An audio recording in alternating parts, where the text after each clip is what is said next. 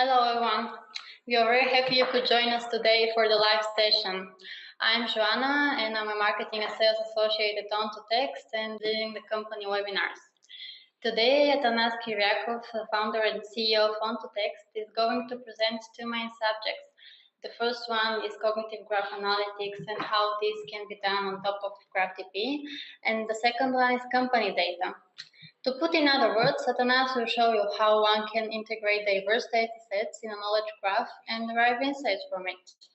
He will also share Ontotext comparison of different sources of company data, how you can combine and use them, what information you can get from each of those with what coverage.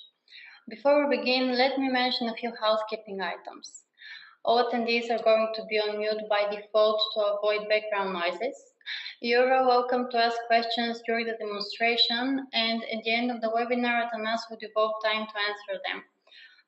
Probably due to time limitations, not all the questions would be possible to answer live, but we'll try to address them in a follow-up email. The webinar is recorded, and in the next days, we'll share the recording with all who have registered. If you happen not to receive the email, please write to us and we'll send it to you from another email address. During the webinar, we're asked you to participate in a very short awareness game.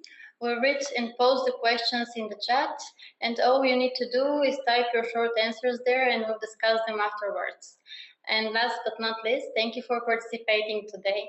And now I'm giving the floor to Atanas. Atanas, are you ready to start? Thank you, Joanna. You're welcome. Well, hi everyone. Good morning, good afternoon, good lunch. We have attendance all the way from Europe to the West Coast and Asia. I'll start off with an introduction of what Ontotext is doing and what is our approach to big data, knowledge graph, content analytics. To give you context of what are we using this technology for, and where most of the use cases for this cognitive analytics came from. Then I'll talk at a higher sort of visionary level on how big knowledge graphs can be used for cognitive analytics. Then we'll switch the subject to company data. And then we have a series of demonstrations using our public demonstrator FactForge about importance and popularity ranking of companies and our most recent developments related to node similarity in a knowledge graph. So let's get started. Well, Ontotext is in the unique position to have both a graph database technology house and advanced text mining technology. We did research and a lot of product development and experimentation to figure out how to use these two together. But beyond the fancy academic stuff, in the latest years, we basically did enough enterprise hardening, if you want, to get all this advanced technology into robust products that can run mission critical projects. And you see that many of our clients are very knowledge intensive enterprises, many of the global leaders in different sectors, all the way from publishing in media to financial agencies and government structures and pharma companies. So, well, one of our slogans is making sense of text and data by putting them together, and that's our vision. That's what we've been doing for more than 15 years. We call it semantic annotation. So we always start with integrating relevant structured data into a big knowledge graph, and then I use inference to unveil new facts and relationships. And then we do the linking part, which is figuring out which of these concepts and entities that we know in the graph are mentioned in the text, and make the links, extract new facts, extract new entities, new relationships, and enrich the graph this way. And at the end of the day, all of this goes to again to the graph database engine, to the knowledge graph, and you can do a combination of metadata-based search and query, structured querying and inference, which appears to be very powerful for all sorts of purposes. More or less the same diagram, but just a different perspective. It happens that most of the time, the background information that's relevant for content analytics and discovery tasks is master data. So be it proprietary master data like list of suppliers or customers or products or assets, doesn't matter. And we often combine this with non-proprietary master data, with external data that allows for better analytics. So most of the time we do use some linked open data, publicly available open data, but in many projects we also use commercially available master data, like company databases or biomedical databases with specific licenses and so on and so forth. So we integrate all these data sets and we put them in GraphDB, and then we use this knowledge graph to analyze text, and the result is that we generate metadata. These are tags that essentially relate the documents and other types of content to the knowledge graph, and each of them essentially says concept number 345 appears from offset, from whatever offset to whatever other offset in document with identifier 352. So this way we have an unambiguous relationship between documents and the knowledge graph, and the set of metadata that describe for one document, all these tags, they essentially make a sort of semantic fingerprint of the document. So it sounds nice, but you have plenty of challenges, and the biggest challenges come from being able to integrate the different the different sources of master data on the one hand, and the other one is being able to disambiguate and make the right decisions which concept is mentioned in which document, because it's very often ambiguous. So let me share some. At the end of the day, these kind of solutions where you use knowledge graph for content analytics, they essentially read text, so and perform reasoning. So they are some sort of cognitive systems, and the requirements for these cognitive systems, well, some of the requirements are listed here. So such systems should know the key concepts and entities in the domain of interest. It should be able to recognize them in text. It should be able to reconcile such entities across different data sources. It should be able to combine global data, global intelligence with proprietary data and proprietary perspective to this data.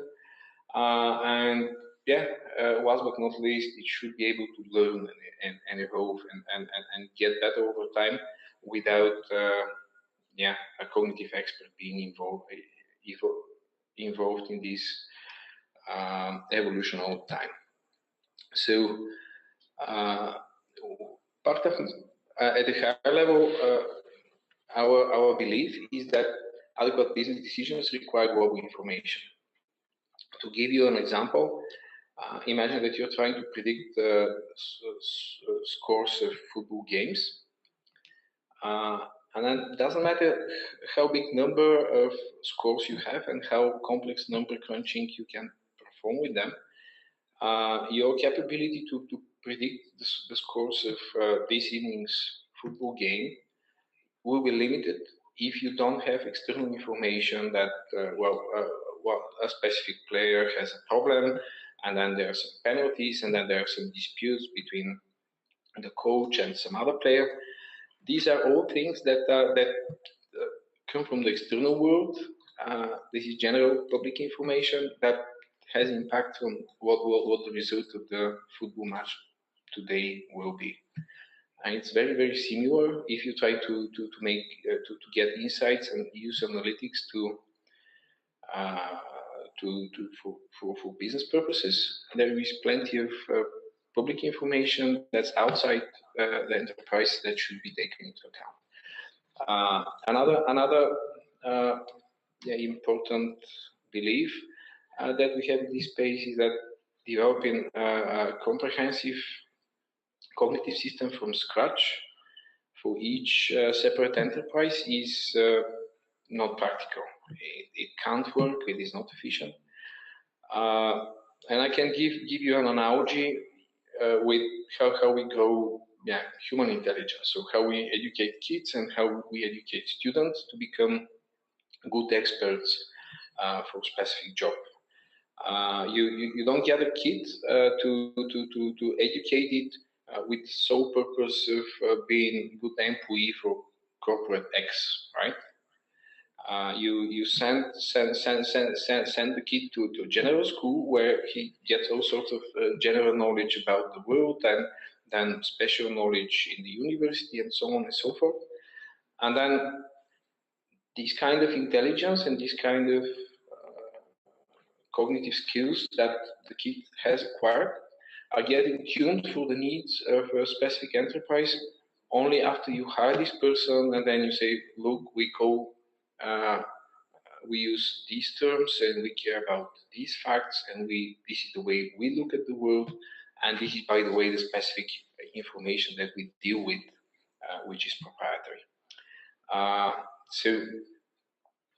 My entire point here is that to make a comprehensive artificial cognitive system, you need to use a similar approach. So you should build one that is specific to a specific domain or region, and use it to bootstrap an enterprise cognitive system. So to the extent to which these cognitive systems should be able to read, they have some sort of reading machines. Let's summarize again what are the main capabilities that such systems should have. So they should possess some knowledge, like factual knowledge about concepts, entities, events, relationships, and so on. They should be able to read, like basic comprehension and parsing skills. But what is more important in this case, they should be able to recognize concepts, entities, events. So the basic thing is when you have Paris in text, to be able to figure out whether that's Paris in France or Paris in Texas or Paris Hilton. And again, the last thing, they should be able to learn, both to pick up new facts and entities and concepts, but also to be able to improve and to get better in learning and over time. And that's in a way a normal thing you expect from a human, and well, we should aim to do AI systems that do the same things. So getting more specific about the kind of awareness and context that's needed, we essentially need the computer to know the same things about the concepts that people know, to be able to identify them and distinguish them and so on.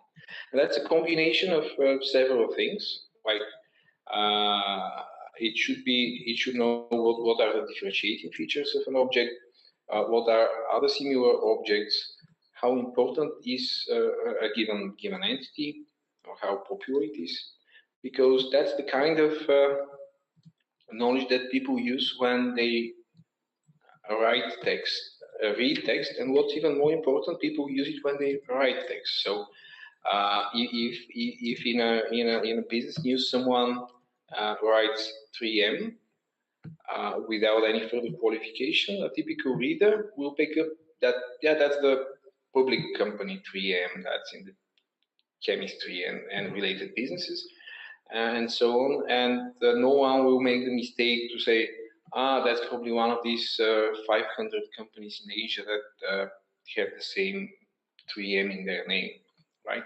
So if you have limited context and limited knowledge, people make very quick judgments based on importance and popularity. You should also know what the related entities and concepts are, because, for instance, if you have a text that is speaking about Houston and Dallas and a few other things in Texas, then a person will get primed and when you see Paris in this context, you seriously consider that this could be Paris in Texas and not Paris in France. So knowing the related entities is important because their mentions are important, and they give you shape your understanding about the context of the document and allow you to make proper, correct interpretation of other things.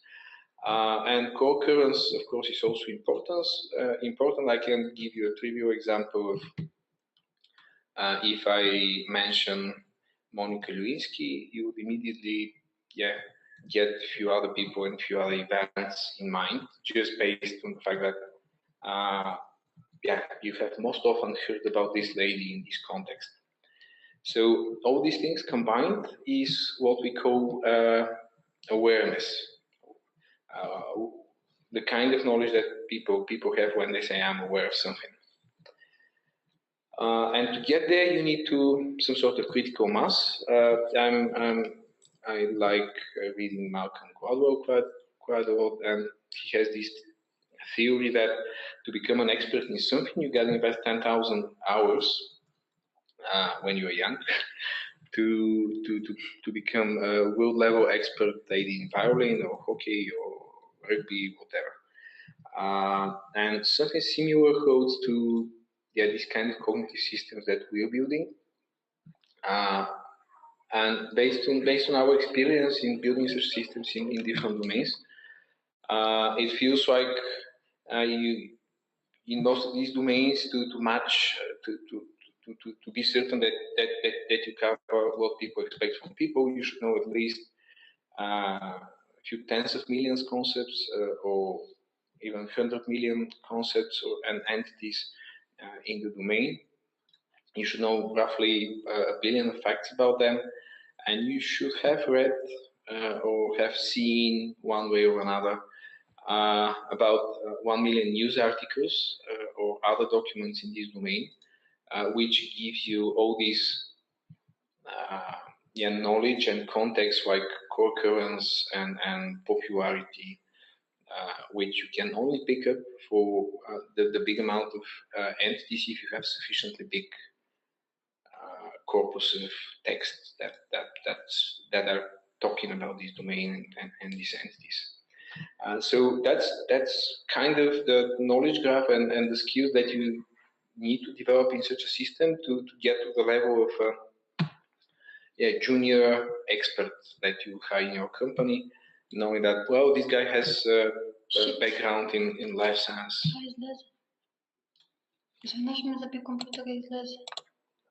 I think we still see each other. I see, it seems we have technical problem with the computer of Joanna, but it works well for me, so we will continue.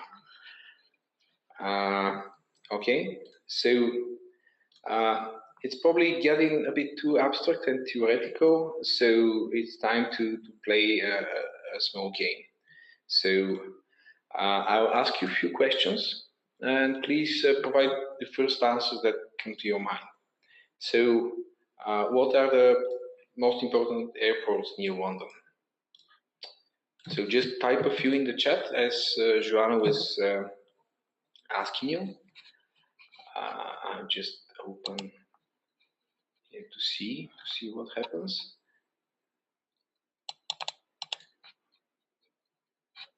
Okay, don't be shy. Please type a couple of airports that you know around London. I'm certain that most of you have know at least few. Yes, we have already answers for the first question. Thank you. Okay, thank you very much.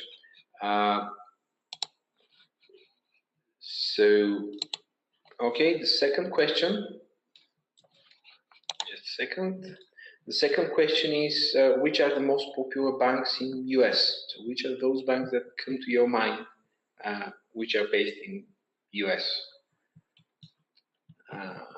Again, you have... Okay, we are getting a bunch of answers. Thank you very much. That's a lot. Thank you. Thank you.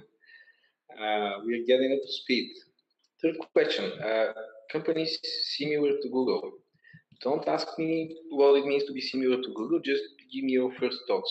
What sort of businesses are similar to Google or enterprises?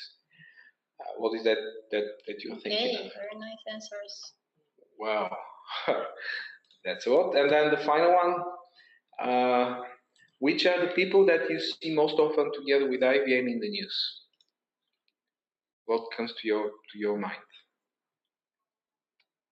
I think we're still getting answers for the third question. Oh, enough companies similar to Google. Thank you. Thank you. Thank you. Now please provide people that are mentioned together with IBM. Maybe we're challenged with the fourth question. Well, come on. At least some of you have bought some shares in IBM and you have to read all the junk. Okay, we have nice answers for this one too. Okay, good. Wow. Thank you very much. That's awesome. Great. Okay, now let's see what the computer can do about it. So I will use this a public demonstrator called FactForge. I'll tell you more about it later on, but now let's just play with one of its sample queries. So it's essentially getting airports that are within 50 miles from London, and it turns out you have 84 of those, and luckily, because 84 is a number that's not that easy for a person to check, so ranking helps to see whether those that you're thinking of are really there. So we use something called RDF rank to get the rank for importance rank for each of these airports, and we let the query sort the answers by this rank. So you see at the top Heathrow, Gatwick, London, London Stansted, London City, Southend, and Wootton. I think we have, amazing match. To give you the feeling that that's not made up, we can change it to any other city. Buenos Aires, for instance. Here you see auto suggest functionality that works in the Sparkle editor. And again, it takes benefit of this ranking because at the top of this really long list that has something to do with Buenos Aires, you get the right entity. So I have tried this with a friend that lives in Buenos Aires, so I can tell that's correct. The other thing is that this mechanism works not only for airports, but we can say do it for stadiums.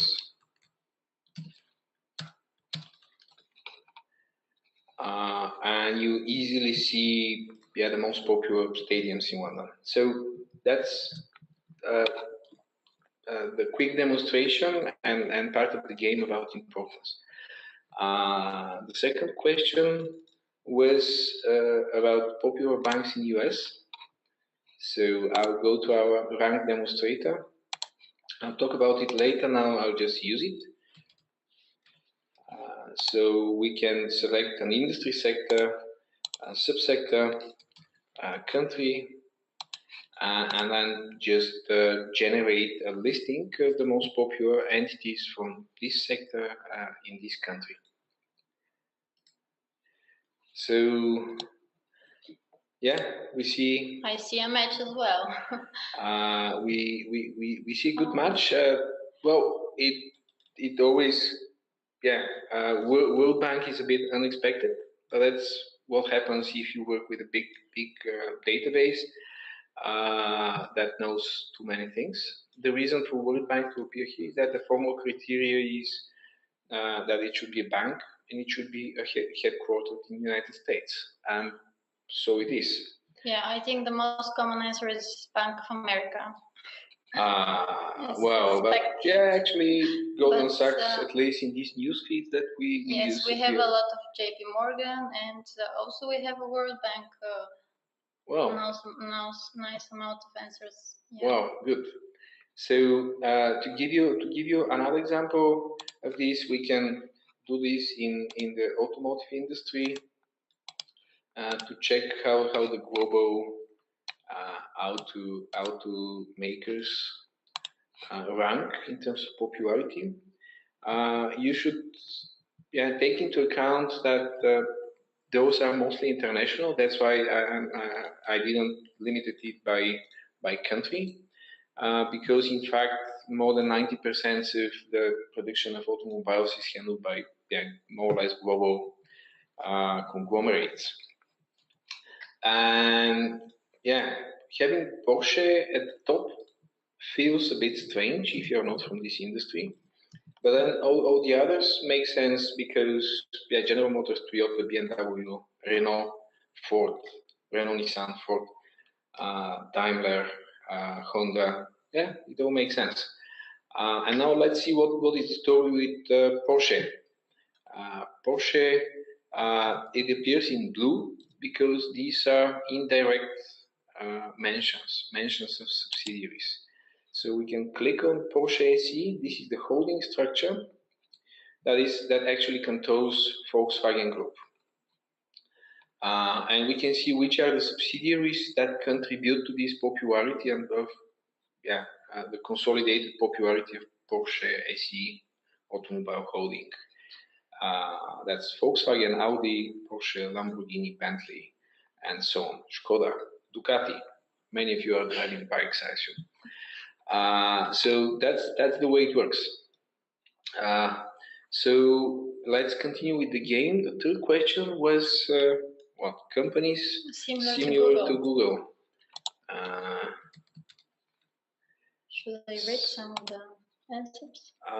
Yes, you can read some of the answers while We have a lot of Facebook, Yahoo, Apple as well. A lot of Apple. We have Bing.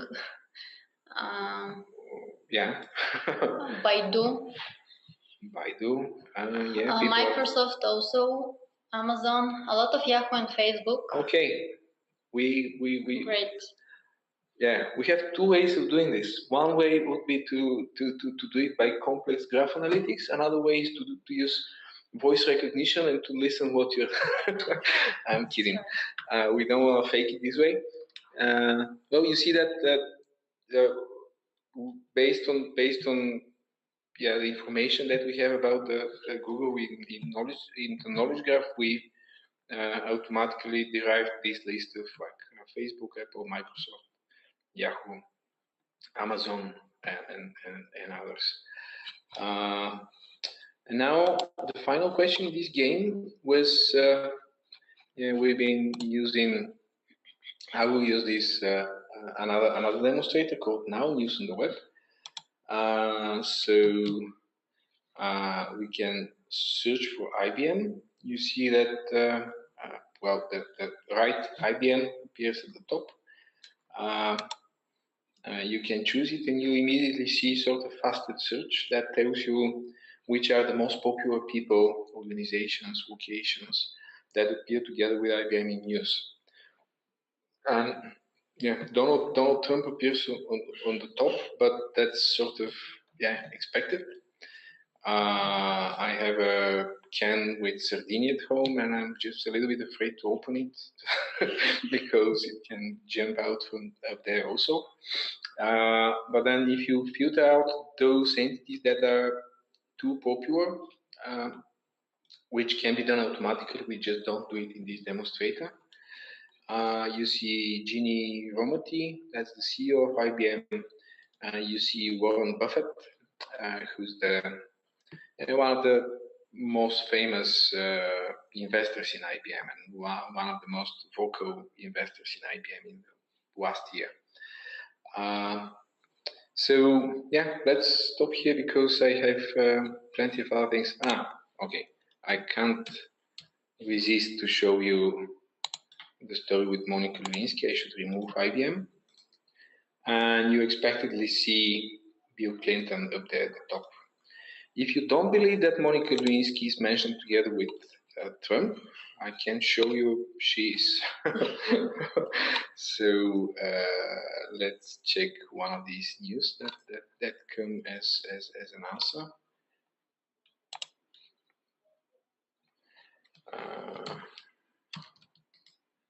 And it is about Trump, but it does really mention Monica Lewinsky. So,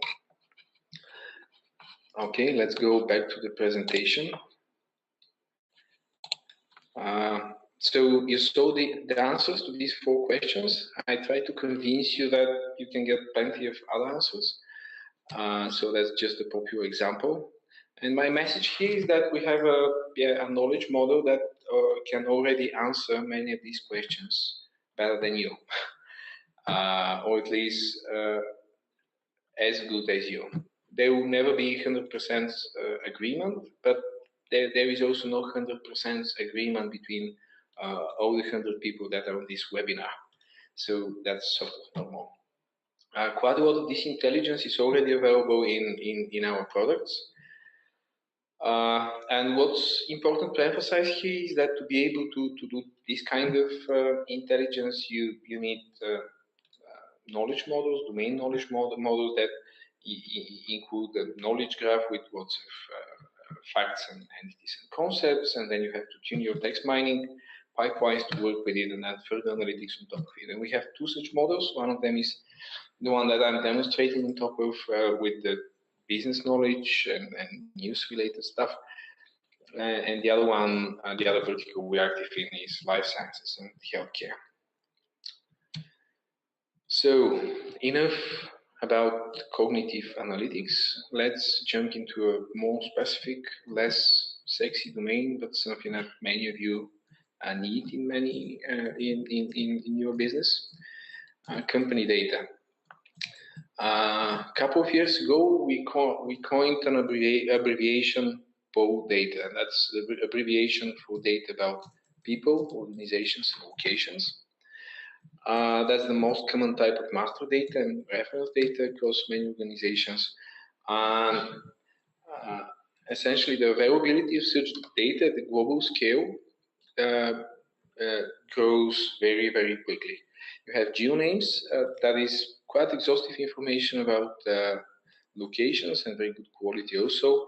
You have general purpose data sets like DBpedia derived from Wikipedia and others which provide broader coverage. But there is also a growing number of good sources with open data about companies. So my claim is that within 3 years, exhaustive global data about people, organizations, locations will be commodity.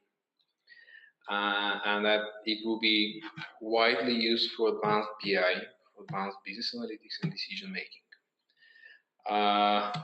We are very proud and very happy that we started working on this quite a few years ago, and today we already offer such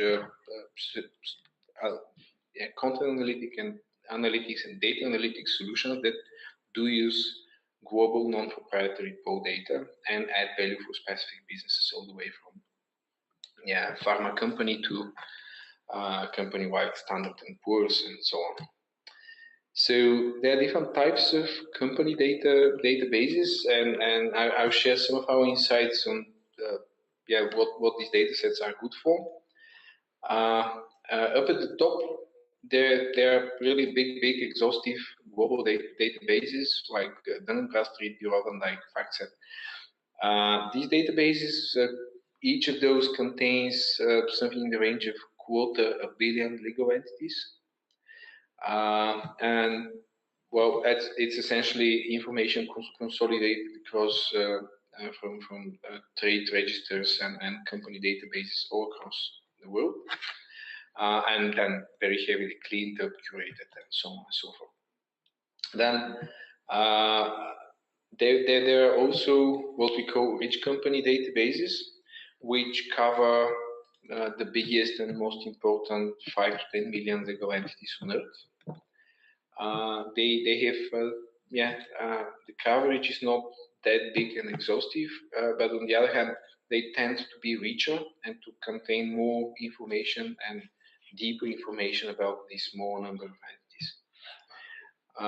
There is a number of specialized data sources, databases like Crunchbase and PitchBook and CB Insights, Dow Jones Venture Source, and others, who are meant for investors and for fund managers and for startups.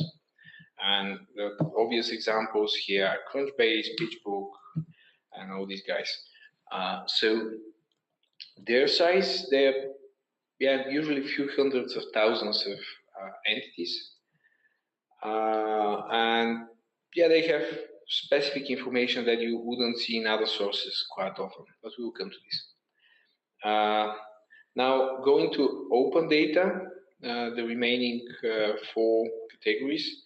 You have open corporates, that's in a way in a category of its own, very big open database that has about 130 million legal entities, again consolidated from different trade registers across the globe.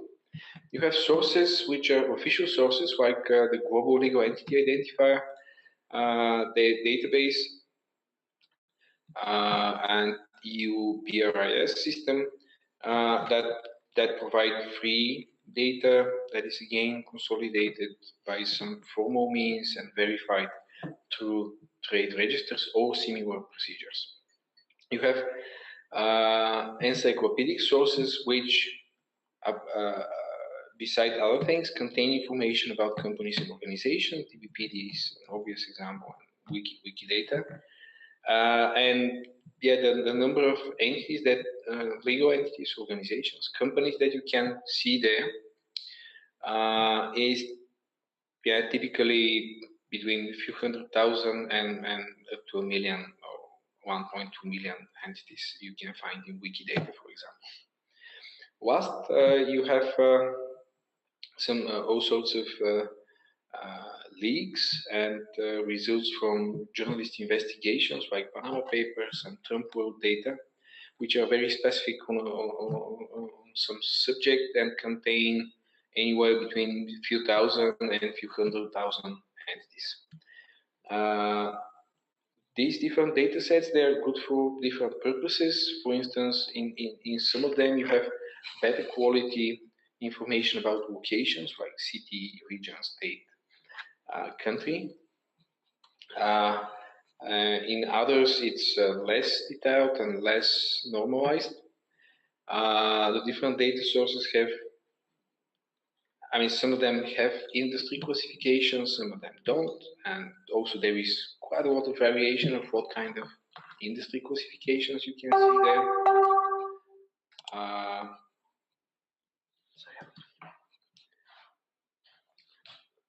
Good. Then quite often, if you are into investment, you care about high-tech fields,